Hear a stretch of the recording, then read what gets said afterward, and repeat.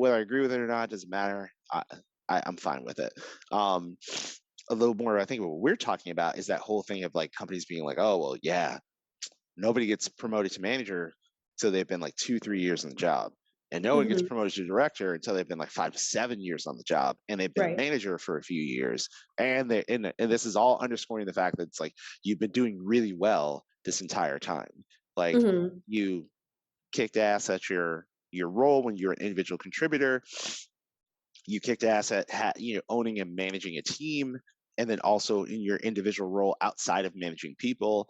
And then it's so on and so forth, like from there, like and as you go up higher, your ability to delegate is much larger.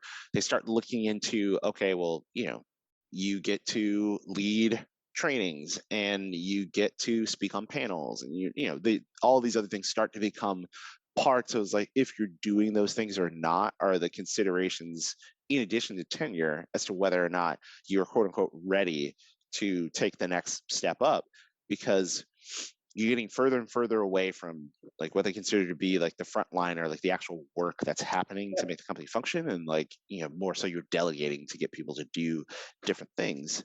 And all of that to say, is that the best way to handle it? Not necessarily. I think what I'll say what I saw at the company that we worked at together was more a function of like, all right, you've been doing this a year, which to the great point you brought up earlier, translates to a year here is 3 almost 4 years like anywhere else in terms of like things that you learned and how much work you were doing and all of that.